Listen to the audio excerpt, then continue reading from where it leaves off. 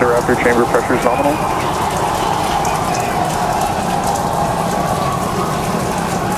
T+33 seconds into the test flight of the inaugural Starship vehicle. Tower cleared, we're into pitch over. Propulsion reports first stage engines nominal. What a sight from the ground cameras at Starbase. We're flying at twice the thrust of the Saturn V heading to space. Acquisition of signal, surface proceed. We're throttled down and throttled back up. Going through the period of maximum aerodynamic pressure.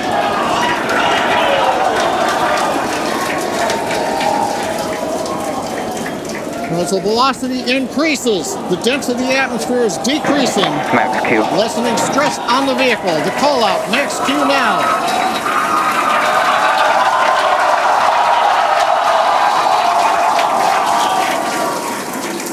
Continuing to watch the first stage as we head downrange.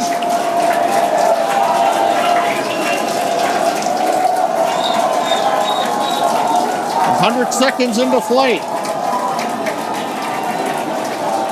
Our next major activity is going to be shutdown of the first stage. The Houston tracking station now acquiring the vehicle. With shutdown, we will get separation of Starship from Super Heavy and ignition of the Starship engines. When Starship separates, we light up 6 engines in a staggered sequence. And if all goes well, those 6 engines will burn for almost 6.5 minutes. Onboard view from Starship. And there's views of the Raptor engines on the second stage as we prepare for stage separation. Now after stage separation, the first stage will flip and begin a boost back maneuver for landing in the Gulf.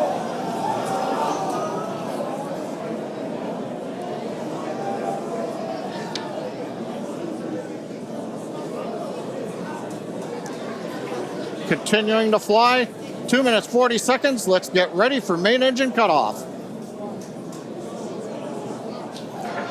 Booster engine cutoff. Beginning to flip for stage separation.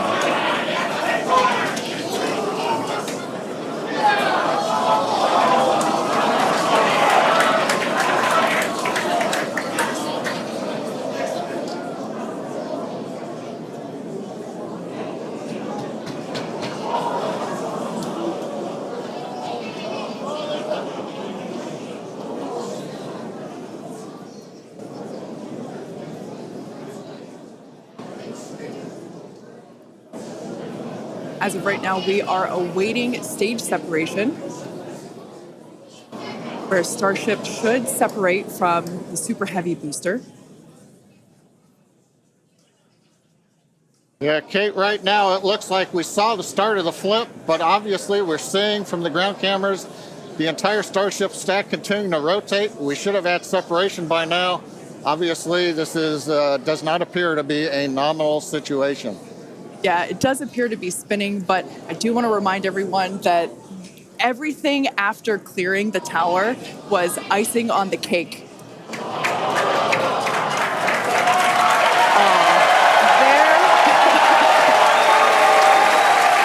there, as you saw, as we promised, an exciting end to the Starship inaugural integrated test flight.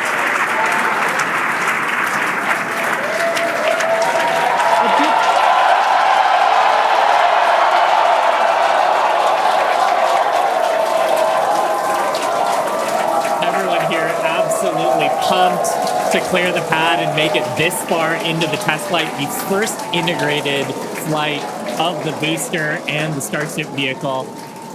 Live view there of our control center at Starbase, which we refer to as Star Command. As we said before, obviously we wanted to make it all the way through, but to get this far, honestly, is amazing. Well, if you're just joining us, Starship just experienced what we call a rapid unscheduled disassembly, or a RUD, during ascent. But now this was a development test. This is the first test flight of Starship, and the goal was to gather the data, and as we said, clear the pad and get ready to go again. So you never know exactly what's going to happen, but as we promised, excitement is guaranteed. and Starship gave us a rather spectacular end, but was truly an incredible test thus far. Now, as we mentioned at the start of today's program, any and all the data that we collected during the test is going to help us with further development of Starship, and it's going to improve the vehicle's reliability as SpaceX seeks to make life multiplanetary. It's really worth noting that the flight path was designed to be over water and all the air and sea space. Along with that flight path and those surrounding areas were cleared in advance of the test. And of course, we're going to be coordinating with local authorities for the recovery operations. But honestly, what an exciting morning. Oh my gosh.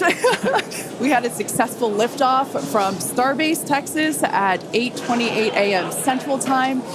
We cleared the tower, which honestly was our only hope. We cleared the tower, and all the data that we collected all the way through all those Raptor, those 33, although I think we saw that 3 Raptor engines were out. But we got all that data, and we got so far as to hoping to see the Starship, the second stage, separate from the first stage, the Super Heavy booster. And unfortunately, we didn't make that happen, but that's okay. It was the first integrated launch, and honestly, today was amazing.